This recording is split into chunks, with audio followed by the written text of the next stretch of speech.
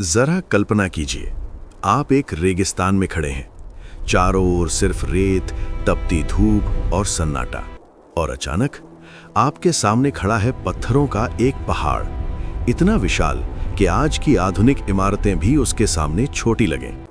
ये कोई साधारण इमारत नहीं है, ये है ग्रेट पिरामिड ऑफ गीजा। 4500 साल पुराना, 23 लाख पत्थरों से बना, हर पत्थर 2 से 70 टन वजनी। और सबसे चौंकाने वाली बात, ये सब तब बनाया गया जब न बिजली थी, न मशीनें, न क्रेन, न आधुनिक औजार। तो सवाल उठता है, मिस्र के पिरामिड आखिर बनाए कैसे गए? क्या ये सिर्फ इंसानी मेहनत थी या फिर कोई ऐसी तकनीक जो आज खो चुकी है? आज की ये कहानी आपको ले चलेगी 4500 साल पीछे, एक ऐसे रहस्य की ओर जो आज भी पूरी तरह सुलझा नहीं है। रेगिस्तान में खड़ा समय से बड़ा चमत्कार, मिस्र का गीजा क्षेत्र। आज भी वही गर्मी, वही रेत, वही सन्नाटा, लेकिन इस सन्नाटे को तोड़ता है पिरामिड का विशाल आकार। ग्रेट पिरामिड कभी 146 मीटर ऊंचा था, आज थोड़ा क्षतिग्रस्त है, फिर भी ये दुनिया के 7 प्राचीन अजूबों में से इकलौता है जो आज भी खड़ा है। ये कोई साधारण ढांचा नहीं, ये गणित, इंजीनियरिंग, खगोल शास्त्र और मानव विश्वास का अद्भुत संगम है। और यही कारण है कि हजारों साल बाद भी ये पिरामिड इंसान को चुनौती देता है।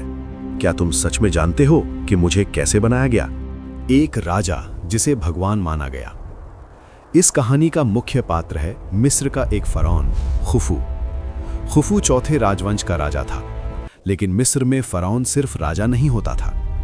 मिस्र वासियों के लिए फरौन धरती पर भगवान का रूप होता था। उनका विश्वास था, फरौन मरता नहीं है, वो मरने के बाद देवता बन जाता है, और देवता को चाहिए एक ऐसा घर जो समय से भी ज्यादा टिकाऊ हो। यही घर था पिरामिड। खुफू जानता था कि शरीर नश्वर है, लेकिन मिस्र की मान्यता के अनुसार आत्मा अमर होती है। मिस्रवासी मानते थे कि मरने के बाद राजा की आत्मा आकाश में स्थित देवताओं के लोक में जाती है। इसलिए पिरामिड सिर्फ कब्र नहीं था, वह एक आत्मिक मशीन था, स्वर्ग तक पहुंचने का मार्ग।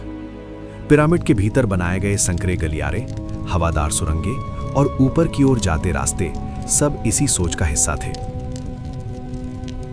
पत्थरों की कहानी, सवाल यहीं से शुरू होता है। अब आते हैं सबसे बड़े सवाल पर। पिरामिड बना किससे? पत्थरों से। लेकिन ये पत्थर गीजा में मौजूद नहीं थे। चूना पत्थर आसपास की खदानों से, ग्रेनाइट पत्थर 800 किलोमीटर दूर असवान क्षेत्र से। एक एक ग्रेनाइट पत्थर का वजन 50 से 70 टन तक। आज की आधुनिक क्रेन भी ऐसे पत्थरों को उठाने में सीमित होती है। तो 4500 साल पहले इंसानों ने ये कैसे किया? नाइल नदी, प्राचीन मिस्र की जीवन रेखा। इस रहस्य का पहला सुराग मिलता है नाइल नदी से। मिस्रवासी नाइल को जीवनदायिनी नदी मानते थे। खुदाई में मिले प्रमाण बताते हैं, पत्थरों को नावों पर रखकर नाइल नदी के रास्ते गीजा तक लाया गया। उस समय नाइल का जलस्तर आज से कहीं अधिक ऊंचा था, यानी नावें सीधे निर्माण स्थल के काफी पास तक आ जाती थीं। लेकिन नदी से उतरने के बाद भी सवाल बाकी रहता है, पत्थर ऊपर कैसे चढ़ाए गए? क्या पिरामिड गुलामों ने बनाए? अक्सर फिल्मों में दिखाया जाता है हजारों गुलाम, कोड़े, भूख और अत्याचार। लेकिन आधुनिक पुरातत्व कुछ और कहानी कहता है। गीजा के पास खुदाई में मिले मजदूरों के घर, कब्रें, चिकित्सा के प्रमाण, अच्छा भोजन, इन सब से पता चलता है ये गुलाम नहीं थे, ये कुशल कारीगर और मजदूर थे। उन्हें मिलता था अनाज, मांस, बियर, इलाज। ये मिस्र का राष्ट्रीय निर्माण प्रोजेक्ट था। हर नागरिक का गर्व, राजा के लिए अमर स्मारक बनाना।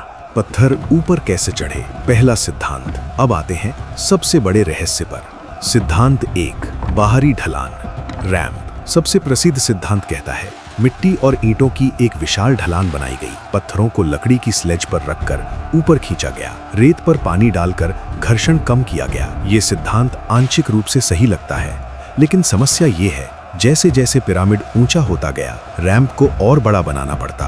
आखिरकार रैंप पिरामिड से भी बड़ा हो जाता। तो सवाल उठता है, क्या ये व्यावहारिक था?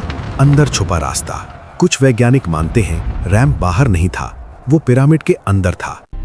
एक घूमता हुआ रास्ता जो दीवारों के भीतर छुपा था। हाल के स्कैन और सर्वेक्षणों में पिरामिड के अंदर अजीब खाली जगहों और रास्ते मिले हैं। क्या यही वो छुपा हुआ रैंप था? आज भी इस पर बहस जारी है। गणित, जिसने आधुनिक विज्ञान को चौंका दिया।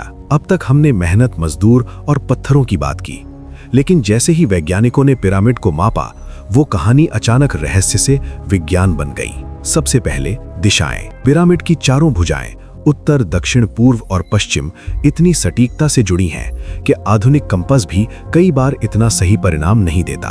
बिना सैटेलाइट, बिना जीपीएस, बिना कंप्यूटर 4500 साल पहले इतनी सटीक दिशा कैसे तय की गई? पाई और गोल्डन रेशो। जब वैज्ञानिकों ने पिरामिड की ऊंचाई और आधार की परिधि की गणना की, तो चौंकाने वाला परिणाम सामने आया। पिरामिड की परिधि डिवाइडेड बाय ऊंचाई लगभग 2 पाई के बराबर निकलती है। सवाल ये है, क्या प्राचीन मिस्रवासी पाई का मान जानते थे?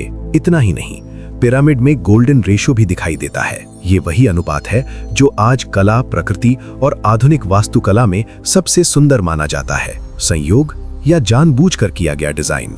सितारों से जुड़ा रहस्य। अब कहानी धरती से उठकर आसमान तक पहुंचती है। कुछ शोधकर्ताओं ने पाया कि गीजा की 3 मुख्य पिरामिड आकाश में स्थित ओरायन बेल्ट के 3 सितारों की स्थिति से मिलते जुलते हैं। मिस्र वासियों का विश्वास था कि देवता सितारों में रहते हैं और राजा की आत्मा मरने के बाद उन्हीं सितारों में जाकर अमर हो जाती है।